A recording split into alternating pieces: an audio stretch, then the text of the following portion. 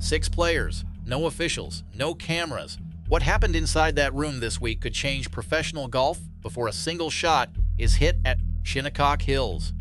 This week at the Memorial Tournament, 6 of the tour's most influential players sat down for a meeting the tour didn't schedule and didn't announce. No officials in the room, no press release afterward, just players and a conversation with a very specific agenda that could reshape professional golf before the US Open even begins. These players didn't gather to vent. They gathered to organize what they agreed on, the specific demands they're bringing to the table, and exactly who was sitting in that room. That's what this entire story is building toward. By the end of this, you'll know what was decided, why the timing matters more than most people realize, and whether this is the moment the players finally take real power inside this tour, or the moment the tour makes clear that was never going to happen. Think the players deserve a genuine seat at the table, or is Rolapp right to hold the full line? Drop your view below. Not subscribed yet? Hit it now. This channel covers what's happening underneath the surface, 2 weeks before Shinnecock Hills. Let's get into it.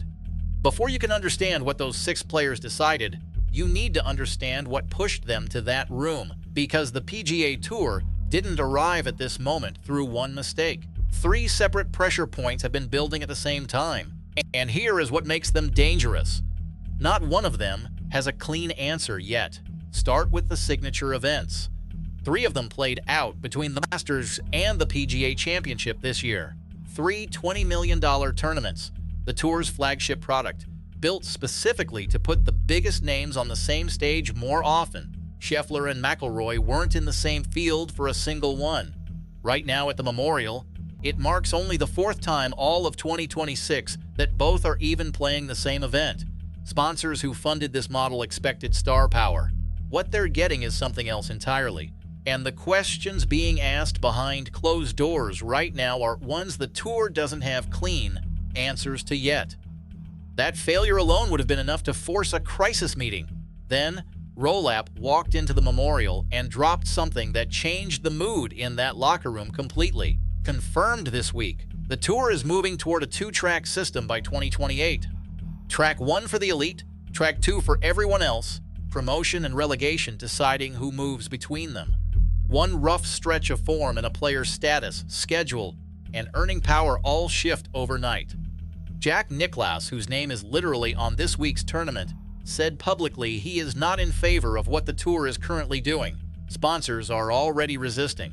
Rolapp has already been forced to adjust parts of the plan, and the full picture of what he's actually willing to concede versus what he's determined to protect at all costs hasn't been revealed to the players yet. What Rolapp is prepared to give up and what he absolutely won't is precisely what made that private meeting between 6 players unavoidable. Sitting underneath all of it is LIV. Saudi Arabia's public investment fund confirmed it is pulling LIV Golf's funding at the end of the 2026 season. Over 50 players who left this tour, some of whom filed antitrust suits against it, are now looking at the door back in. Rolapp responded publicly. Rules were broken. Accountability is coming. The returning member program is not being renewed. For the players who stayed loyal through all of it, who turned down enormous money and watched colleagues walk away and thrive, those words carry weight, not enough weight. Because here is what nobody is saying loudly enough yet. The players who stayed have leverage right now that they have never had before, and some of them have clearly figured that out.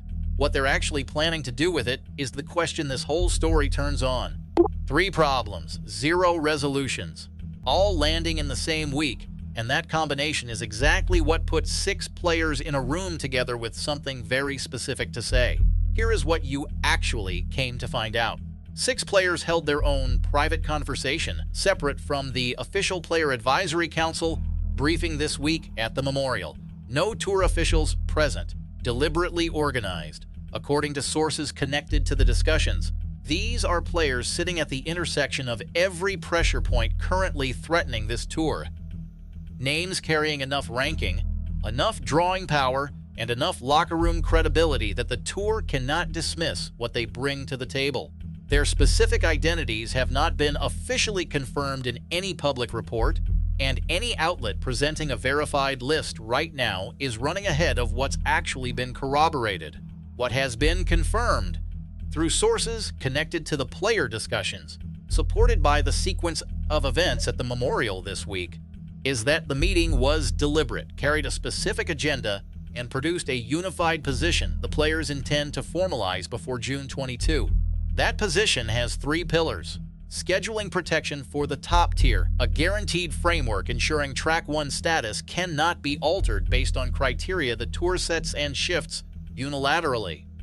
Transparent and fixed eligibility standards for Track 1, so the boundary between the 2 tiers cannot be quietly redrawn when tour financial interests override player career security. A formal written policy on LIV returners, not a vague promise of accountability, but an actual document defining exactly what happens to players who left, so those who stayed have their loyalty recognized on paper rather than only in speeches. 3 demands, 1 unified position, 1 hard deadline, the June 22 board meeting, with Rolapp already pointing to June 23 for a full public update on where the restructuring stands. Arriving at that board meeting with a prepared position isn't a request for dialogue. It's a signal that the dialogue is already over on their end. McIlroy said publicly this week he still plans to pick and choose his schedule regardless of what the new system requires. Scheffler has already skipped multiple signature events this season. Both players are independently sending the same message. The schedule belongs to them, not the tour. A system designed to guarantee star power cannot function if the stars won't guarantee their own presence. That contradiction sits at the heart of everything Rolapp is trying to build, and the 6 players in that room understand it better than anyone currently sitting in tour headquarters. Leverage held quietly by 2 players is one thing. 6 players formalizing it with a hard deadline is something this tour has never faced before, and the response it gets will define what professional golf looks like for the next decade. Here is the honest answer to the power shift question, because that is what this story ultimately comes down to. Right now, the players hold more genuine leverage than at any point since the LIV split began. Sponsor resistance has already forced Rolapp into retreat on parts of his plan. The tour's 2 most valuable names are publicly refusing to be scheduled.